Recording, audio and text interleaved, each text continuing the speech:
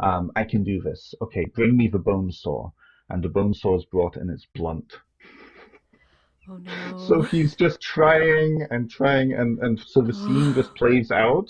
This poor young girl has died, but he's like, no, no, I can do this, and it's just hours of hours, and all of the Oh. nurses are just there, like staring at him, like, are you gonna give up now, doctor? No, I can do this, and it's so good, but his deadpan is just hilarious. Take a playful look with Enfys Book as they roll for crit hits with pagan wordsmiths. Hi there. Welcome to 4 Quick Cues Book Talk with Enfys. I'm Enfys J. Book, and on this show I ask pagan authors 4 quick questions chosen by a roll of the dice. Today I'm super excited to talk to Ben Stimpson, pronouns he, they, who is a therapist, spiritual director, folklorist, and author. Ben has developed courses on a variety of topics, including ancestor veneration, the power of story, and folklore. When not working with clients or writing, Ben is engaged with his areas of study: religious studies, medieval and classical studies, folklore, and spirituality. Ben, it's great to have you on the show. Hello, Enfys. It's so good to see you again after such a while. Yes, I had the pleasure of being on your podcast, which we'll talk about at the end. And I had so much fun. It was such a thoughtful, wonderful interview. And I just had the pleasure of reading Ancestral Whispers, your book, all about ancestor veneration. How did you like it? How did you like it? You can stroke my ego if you like.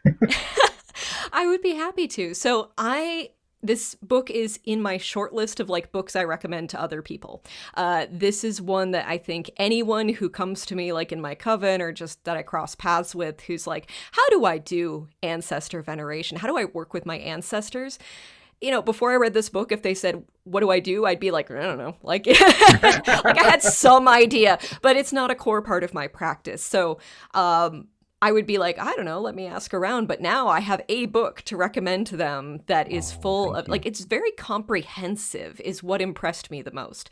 Is you didn't just say, do this, do this, do this. You give a Mm, mm, whole mm, history and a very global view on that mm, history and very culturally inclusive ways to look at ancestor mm, veneration.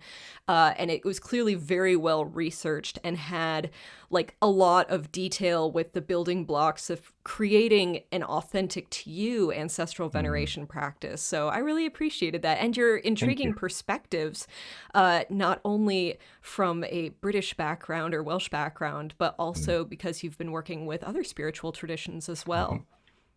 Yeah, it's such a looking back on it now. It came out about 6 months ago when we were recording this, and it's such a weird feeling because I look back on it now and I'm like, I can't even remember writing it. It's so weird, like the whole headspace that you get into. I'm sure you appreciate that with your own book, right? Very much so, yeah. It's like, wait, I wrote this? And sometimes I'll go back and flip through it and be like, wow, I wrote that well. Write That's it better down, than I write can it down. articulate it now. Yeah. Someone asks me a question and I'll sort of flail, but then I'll look at the book like, oh, I summed it up really nicely here. Oh, I should remember that for when someone asks me. Great. Well, so have you ever been interviewed by a dice before? I have never been interviewed by a dice before, so I'm looking forward to this. All right. Well, we have a lovely D20 for you today. It is kind of pinky, bluey, purpley swirl, sort of not quite iridescent, but yeah, I guess it does have a little bit of iridescence now that I'm looking, kind of opalish. So, one of our traditions here on the show is that our guest gets to name the dice for the purpose of this episode. What would you like to name our dice today? I think Dave is a good name for Dave. All right, Dave the dice starts with D. Easy to remember. Love it. it. All right, so our first question is about spirituality. Let's see what we got here. Number 16. What does your daily practice look like? Oh, I think I might disappoint people with this. It's one of those things where, because of my living conditions right now, I don't have any real space set up for an altar or a shrine or anything like that. So a lot of my living practice right now is about relationship and routine. So I wake up every morning. That sounds like a terrible 90s sitcom star. I wake up every morning. I wake up every morning and I start the day with an affirmation, which is I embrace the day. And I don't even know really how that started to come up. I think I was living by myself during the pandemic, and I was just in such a weird state. I think many of us were. And I would just look at my cat, who is deaf, by the way. She is hard of hearing and can't hear me, but I think she gets it. I think she gets it. And I would say to her, like, let's embrace the day, Sky. And we would get up, we would go, and it was about a routine instead of just laying and languishing in bed. I take moments throughout the day where especially when I'm having a cup of tea, for example, I take a moment to just sit and enjoy that cup of tea and just sit and enjoy the moment because I'm in such a liminal time in my life right now. I shower every day just again to keep up with that routine, and part of my showering routine is spiritual. I sing bhajans, I sing mantras, I take a moment to focus. I imagine, well, not imagine, I cleanse myself actively in the shower, and so that's a big part of my routine.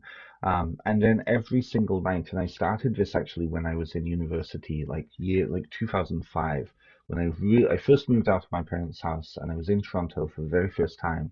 I remember sitting in bed, and it was like 12 o'clock at night in my dorm room and looking up at the ceiling and the lights coming onto the ceiling, and I reminded myself, here we are again. And so I tend to look at time very cyclically, and connected. It's why I have the weird binds runes on my body, to remind myself of those interconnections. And so every single night I end off with, well, here we are again. And it's just one of those, again, reminding myself that this is a routine, that this is a cycle of my life, and to live in cycles as opposed to a linear path. Because I do believe that things often come back again and again, and I'm the person who is changing throughout those cycles. I react and respond differently depending. So that's my daily routine. When I actually have an actual shrine and I have an actual space that I can do spiritual work, I take time to meditate. I used to go on long walks. I'm planning that now. Of course, in Canada, it's a little bit cold for long walks right now. But taking those moments to be in the moment, I would say that is my biggest part of my daily spirituality. I love how you talk about part of your daily practice involves your daily shower. That is one of the tips I give people who are like, I don't have a moment to myself during the day to like meditate or do anything. You know, I've got kids, I've got people are always demanding stuff of my time. And I say, your daily shower, take just a couple minutes.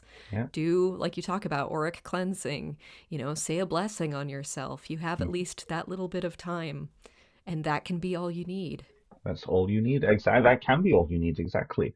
I think people like this is so true with writing, particularly. I know we're going to be asking about writing in a moment, but people get in their head, well, I don't have time to write.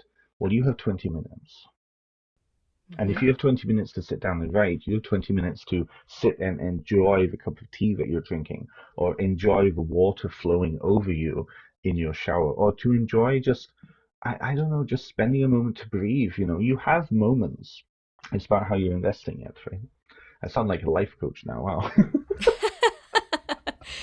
Yeah, I used to work in a religious office, and one of the pastors who came in pretty regularly talked about this practice of margins and building them into Mm, your life, where, we're used to being wall to wall scheduled, and he intentionally schedules chunks of time that are just yes. nothing in his Yeah. schedule, even if it's just 15 minutes here, 15 minutes there. And those are the places where, when you get over busy, some of that can give. Uh, but more importantly, having those moments, even if you're just waiting in line at the post office, you can write on your phone, while you're waiting in line. You can write while you're out for a walk. You can Mm, dictate into your phone. I know that's how Thorn Coyle talked about oh, writing yeah. in their episode earlier. So, yeah, it's finding those little moments, and think about how much time we spend a day on social media, on our phones. This is the There's little bits of thing. that can give. Yeah. Absolutely, this is the thing. Yeah, it's shocking when you see that. I turned mine off just so I don't have to see it. Yeah. All right, well, let's go Mm. on to question 2 about writing. Lucky number 13. What's the best thing anyone has said to you about your book? Oh, the best thing. That's a really, really difficult one. That's a really difficult one, actually. Wow. there's so many amazing things that people have said. Do you know, actually, this is a weird one, and I knew what they were meaning by it, so it wasn't baseless criticism. Somebody responded and said, actually, it was a review that I saw a couple of weeks ago. She said, I didn't like the academic aspect of this book. It's a very academically written book. It's a wonderful book, but for me, it didn't work. Now, I think a lot of people might look at that and be like, "Oh, what does she mean? What she hates the book, blah blah." And that's not what she was saying. What she was saying is the my voice as a writer didn't jive with her, even though she was really getting into the information. And I think that that's really important as a writer because um, I think so many times people look at who they love as writers and try to emulate their voices. And at least my experience now getting into my second book is my voice is my voice. All of our voices are our voices, right? And I feel more comfortable in my voice than trying to cater to other people's learning expectations and like expectations around what a book is going to be like. And so we had a small dialogue on her review page about that, and I was like, yeah, no, I hear you, I really do hear you. Um, and so for me, what that meant was that first of all, I have a voice, which is really important to have. That I do feel comfortable in that voice, but I can also understand that my voice, my writing voice, isn't for everybody, and that's okay, right? So it was a cool little moment because it actually taught me how much I'd grown as an author. Um, because when I was writing my first one, it was again middle of the pandemic. I was just about to go back to school. I was very insecure about my writing. And now, having gone through 2 years of university to finish my degree, I'm like, oh, writing, oh, you know. But it's not. But it's not a, my voice is wrong in this, and I need to change myself. It's I have a voice. It will work for some people. It won't work for other people. And that's why I have then no qualms with saying, well, here's another book that might be more cozy for you, that you might jive with, right? And then I get to support other authors writing in the same field. So it's cool. It was a cool thing. Yeah. I love that. I love how you took what some would consider criticism, but like found the positive in it. Because you're right. You're absolutely right. Being able to cultivate your own writer voice, especially when it's your first book, to have someone recognize this is your style Hmm. is means that you have made a very cohesive and consistent book Hmm. that comes from your point of view and is not trying to be all things to all people. That's exactly it. I can't be all things to all people. None of us can be. I count myself very lucky because the majority of my feedback that I've gotten on my book have either been very positive, and those that are critical, the people who have been critical, I've really gotten to, like, I've really understood where they're coming from. I'm like, okay, I can put this into context. I can see what you're saying. I can see this in my book. Like, it's very, like, I've been very lucky that way because I feel like even people who have been critical, they've come from a very mature and responsible place with it. And I'm like, oh, thank you for even taking the time to write that out because that's going to help another person who's looking for a book be like not waste their money on something that might not jive with them. That's really important to me too. You know, yeah, it's good to have feedback. It's good to have feedback. And that's a really healthy look at feedback, too. Hmm. Yeah. Okay, well, let's go to question 3, which is kind of like not necessarily writing specific professional questions, is the very pithy header I have given to this. Question 8. Ooh, have you had the opportunity to collaborate with another author on a project? If so, tell us about it. And if not, who would you love to collaborate with? Oh, I haven't had the chance to work with another author. I don't play very well in groups. I don't play It's very well important in to groups. know. um, yeah, there's so many who I would love to collaborate on. Actually, in truth, I think Mortellus would be somebody I would love to do a collaboration with. Mortellus is Right? incredible. I love them, and it's funny because when you look at their book and when you look at my book, the chapter on worldview is almost identical, and we didn't copy each other. They came out with their book after mine, but they were writing theirs before mine because of, things. It was a prolonged experience. And so when I got into it, I was like, oh my God, these complement each other so well. And so I would love to do something with them. But again, I get the sense that they are very much with their writing. They don't like to share. Same with me. So it'll be an interesting experience. I might be wrong. I'm not putting words in their mouth. Well, they certainly bring a lot of talent to the table and a lot Hmm. of really rich experience and a very strong writer voice. Very So, much so. yeah, I would love to read a collab between the two of you. I think that'd be It great. would be kind of neat. It would be kind of neat. Where my book doesn't have things to do, Mortellus gives a lot of things to do, but from their own background. So it's very like I feel like different facets of the same coin, if that makes sense. Same diamond. Mm-hmm. Hmm. So Yeah, yeah. that makes sense. All right. Well, our last question for Dave is going to involve a little friend of Dave, which is a little D4, a little four-sided die, because we have the random encounter question. Random encounter question. Wow. And this is a question chosen from a list of 80 possibilities. So we're going to roll these two dice together and see what we come up with. We got 2 and 13. If someone made a movie about your life, what actor would you be pleased to see play you on the big screen? Hands down, Daniel Radcliffe. Hands down, Oh, Daniel I Radcliffe. love Daniel Radcliffe. And there's a reason for that. So throughout my life, I have been set because of my British accent, because of my glasses up in Canada, and I was around 12 when Harry Potter came out. Of course, Daniel Radcliffe, right? So I would be very pleased. It would either be that or Alan Carr, and I don't hear myself with that accent. So Daniel Radcliffe is an incredible actor, and I have so much respect for all the projects he's done since Harry Potter. And I get sort of the sense that, like, I've earned my money. I can do whatever I want now and just mhm. do really oddball projects like Horns Yes, and Guns Akimbo love it. and just go absolutely nuts and really explore as an actor. And I have so much respect for that.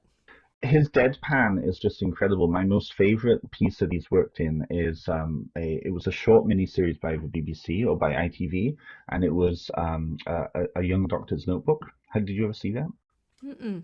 I missed No. that one. So it's a dramedy, and it's set in like revolutionary Russia as the Soviet Red Army is attacking the White Army, and it's this young Russian doctor who's sent out into the middle of nowhere, Siberia, right, little tiny village, and he becomes the doctor. Now, what eventually happens is he starts to succumb because of both boredom and his own trauma and things like that to an opiate addiction. And so Mm. he is taking morphine, and eventually his life just falls apart. And throughout that, he's having conversations with his older self, who's played by John Hamm. Hmm. Oh, it's so good. There's a certain scene where he's trying to prove to these nurses, who are these old, like Russian ladies, one son played by Vicky Pepperdine, and this young girl comes in with an accident, and they have to amputate. And so he's like, "Okay, I've studied for 4 years at the Imperial College of Physicians in Moscow. I can do this. Okay, bring me the bone saw." And the bone saw is brought, and it's blunt. Oh So no. he's just trying and trying, and so the scene just plays out. This poor young girl has died, but he's like, no, no, I can do this, and it's just hours of hours, and all of the Oh. nurses are just there, like staring at him, like, are you gonna give up now, doctor? No, I can do this, and it's just, oh, it's so good, but his deadpan is just hilarious. Amazing. So yes, Daniel Well, that Radcliffe to is play me. Daniel Radcliffe for Ben Stimpson. You heard it here first. Dreamcast. Maybe it'll happen someday. Maybe, maybe. All right. Well, those are the four quick questions. Ben, it's been such a pleasure to have you on. Can you tell us about whatever you would love the audience to know about? Talk about your book or upcoming events or anything like that? Yeah, for sure. So my book came out 6 months ago now. You can find it on all of the major websites. I always say go and try your independent bookstore because supporting independent is really, really important. And most of them can order it in from Llewellyn. I've also just signed another contract with Crossed Crow for a project that's coming out spring of 2025, which is really exciting. Really looking forward to it. It'll be a little bit more different. It's more grounded in folklore than it is spiritual practice. But I also have some ideas working with and kind of developing with Llewellyn as well. So it's going to be a busy couple of next years. I don't have anything really coming up over the next couple of months, but my podcast, Essence podcast with Ben Stimpson, is still chugging along. And I think I just had, who did I just have on? I think I just had Keldon on, so I've got some really, really amazing people on there.